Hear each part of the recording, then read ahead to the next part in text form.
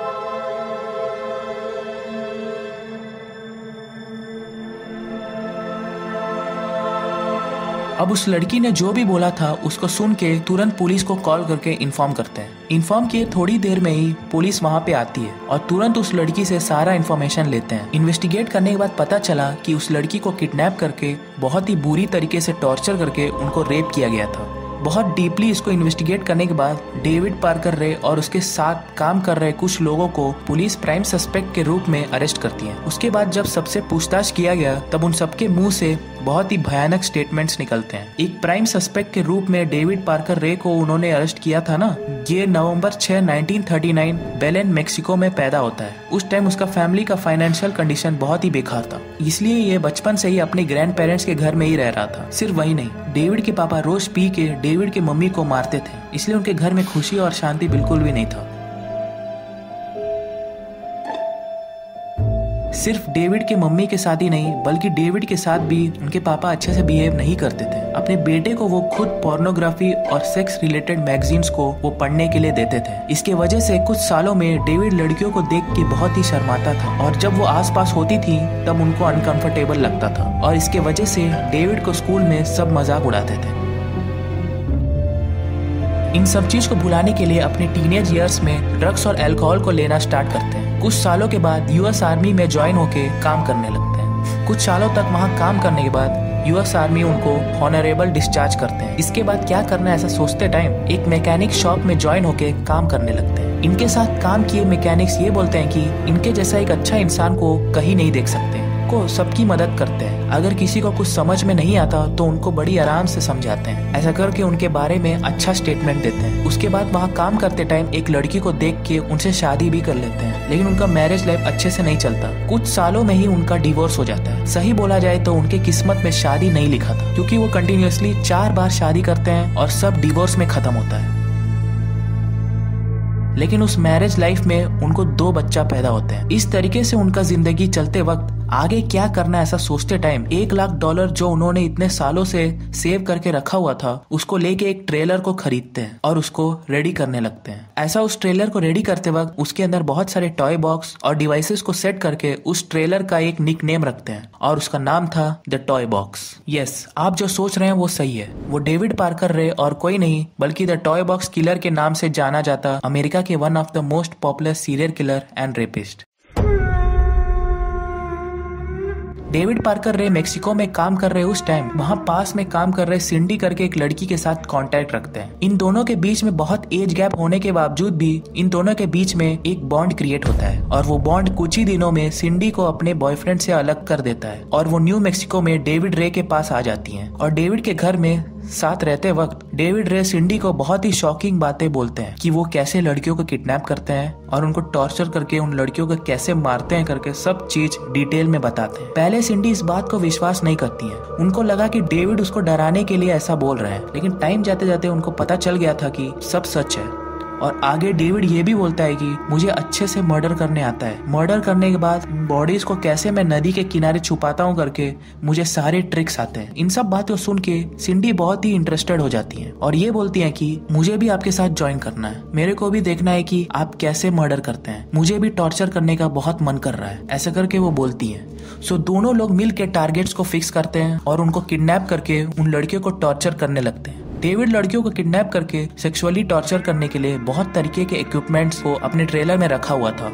विप्स, chains, clamps, blades, leg spreader, saws, electric shock machines करके बहुत सारे टॉर्चर डिवाइसेस और इक्विपमेंट्स को रख के लड़कियों को टॉर्चर करके मार डालता था। और ये भी पता चलता है कि जिन लड़कियों को वो किडनैप करता था उन सारे लड़कियों को उसने पहले से ही डेट किया था। सो उन लड़कियों के बारे में वो सब कुछ जानता था कि वो कहाँ काम करती हैं और उनका घर कहाँ है करके सारा इन्फॉर्मेशन को वो जानता था, इसलिए वो इजीली उनको किडनैप कर लेता था। और वो अपने पास sex toy, syringes, homemade electrical generator सब कुछ टॉर्चर करने के लिए रखा हुआ था। और कैसे इन सबको टॉर्चर करना है करके डायग्राम्स को बना के और अच्छे से प्लान करके अपने ट्रेलर में चिपका देता था। और उस ट्रेलर के सीलिंग में शीशे को लगाया था। आप लोग सोच रहे होंगे कि इसने शीशे को ऊपर सीलिंग में क्यों लगा के रखा था। एक्चुअली जिन लड़कियों को वो किडनैप करके लाता था उन सबको उस टॉर्चर बेड में लेटा देता था। उसके बाद उसका कुत्ता या कभी कभार उसके फ्रेंड्स आके जब उन लड़कियों को रेप करते हैं तब वो विक्टिम्स जब सीलिंग में देखते हैं तब वो ये देख सकते हैं कि उनके साथ क्या हो रहा है। और तो और डेविड उन विक्टिम्स को टॉर्चर करते वक्त एक वीडियो कैमरा से सब कुछ रिकॉर्ड कर लेता है, ताकि अगर वो विक्टिम्स टॉर्चर करते वक्त बेहोश हो जाए फिर बाद में जब उनको होश आती है तब बेहोशी में जो जो चीज उनके साथ किया गया था उसको फिर से प्ले करा के दिखाते हैं। ये सब होते वक्त एक बार सिंथिया करके एक लड़की को पार्किंग लॉट से किडनैप कर लेता है और अपने ट्रेलर में लेके जाके बहुत ही भयानक तरीके से टॉर्चर करने लगता है। बिना किसी खाना और पानी के बहुत दिन तक सेक्सुअली टॉर्चर करता है। किसी भी तरह से मुझे यहाँ से बच के निकलना है करके उसके लिए एक सही मौका वो ढूंढ रही थी, तभी उनको एक मौका मिलता है। डेली जब डेविड काम करने के लिए वहाँ से चला जाता है उस ट्रेलर में कुछ देर तक वो विक्टिम्स अकेले ही रहते हैं। सो उस टाइम को यूज करके सिंथिया जिस चेयर से बंधी हुई थी उसको ओपन करने की कोशिश करते हैं, लेकिन वो एक मेटल चेयर होने की वजह से और उनको लॉक करने की वजह से वो ओपन नहीं कर पाती। बहुत ट्राई करके देखती हैं लेकिन वो ओपन नहीं कर पाती। तभी सिंथिया एक चीज को नोटिस करती है, डेविड का गर्लफ्रेंड सिंडी उस चेयर के कीज को टेबल में ही रख के चली गई थी। इसको देख के सिंथिया बहुत ही खुश हो जाती है और बहुत स्ट्रगल करके उन कीज को लेती है। जब वो लॉक को ओपन करने जा रही थी तभी वहाँ पे डेविड के गर्लफ्रेंड सिंडी वहाँ पे आ जाती है। सिंडी बहुत ही शॉक हो जाती है, अगर ये यहाँ से बच के भाग गई तो ये सब कुछ पुलिस को बता देगी। सो वो सिंथिया को रोकने की कोशिश करती है। दोनों के बीच में बहुत ही तगड़ा लड़ाई होती है। तब सिंडी एक लैंप से सिंथिया के सर में मार देती है, लेकिन समहाउ सिंथिया अपने लॉक को ओपन कर लेती है। उसके बाद सिंथिया सिंडी के गले में चाकू को घुसा देती है। उसके बाद वहाँ से एस्केप हो जाती है। तभी जो इंट्रो में मैंने बोला था वो सब कुछ होता है।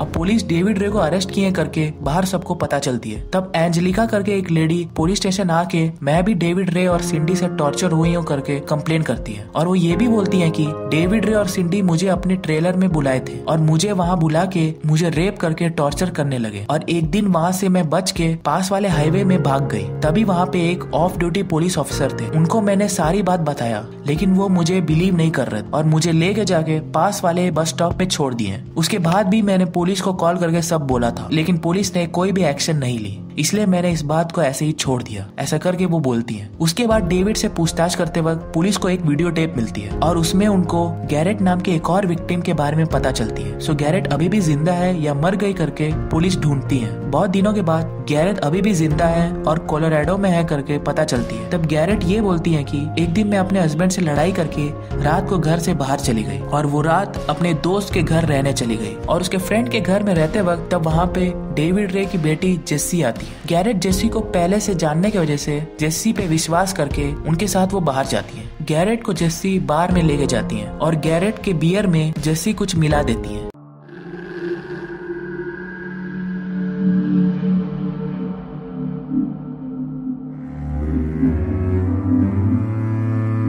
अब बेहोश हुई गैरेट को मैं घर जाके ड्रॉप कर दूंगी बोल के अपने पापा के टॉर्चर ट्रेलर में लेके जाते हैं। वहां लेके जाके गैरेट को 2 दिन तक टॉर्चर करके रेप करते हैं। उसके बाद डेविड रे गैरेट को लेके जाके उनके हस्बैंड के पास छोड़ के गैरेट बीच में बेहोश पड़ी थी और मैं ही उनको वहां से लेके आया करके बताता है। इसको सुन के गैरेट और उनके हस्बैंड के बीच में बहुत बड़ी लड़ाई होती है। उसके बाद उन दोनों का डिवोर्स हो जाता है। इसलिए मैं कोलोराडो में आके सेटल हो गई करके पुलिस को बताती है। FBI 100 एजेंट्स को भेज के डेविड रे की प्रॉपर्टी को अच्छे से चेक करने के लिए बोलते हैं, लेकिन उस सर्च में उनको कोई भी डेड बॉडीज नहीं मिलती। और तो और डेविड अपने विक्टिम्स को अमनेशिया ड्रग्स दे देता है ताकि उनको कुछ भी याद न रहे और वो बाहर जाके पुलिस से कुछ भी ना बोल सके। और डेविड पुलिस से ये भी बोलता है कि मूवीज को देखने के बाद ही ऐसा करने का मन किया। 1989 में डेविड का सेक्स रिलेटेड सारा टॉर्चर डिवाइसेस कोर्ट में सबमिट किया जाता है। उसके बाद इसके अगेंस्ट बहुत केस फाइल होते हैं, लेकिन कोर्ट में जब इसका ट्रायल हो रहा था तब गैरेट और एंजेलिका के साथ ऐसा हुआ करके कोई भी एविडेंस नहीं मिलता और डेविड ये कहता है कि मेरा सेक्स टॉय ट्रेलर मेरा सिर्फ एक इमेजिनेशन है, उससे ज्यादा और कुछ भी नहीं। लेकिन उसके बाद उसके अगेंस्ट 12 केसेस फाइल होते हैं। जब उसको इन्वेस्टिगेट किया गया तब सब कुछ प्रूफ हो जाता है कि उसी ने लड़कियों को किडनैप करके टॉर्चर किया। सो उसको 224 साल जेल की सजा सुनाई जाती है और डेविड रे की बेटी किडनैप करने में मदद करने के लिए 5 साल की सजा होती है। और सिंडी डेविड रे के साथ मिलकर ये सब करने की वजह से 2000 में 36 साल जेल की सजा सुनाई जाती है। उसके बाद 2019 पैरोल में बाहर आती हैं। 28 मई 2022 को डेविड रे को न्यू मैक्सिको में इंटरोगेशन के लिए ले जाते वक्त इंटरोगेशन होने से पहले ही हार्ट अटैक से मर जाता है डेविड रे। उसके मरने की वजह से केस क्लोज कर दिया जाता है और इंटरोगेशन को भी स्टॉप कर दिया जाता है।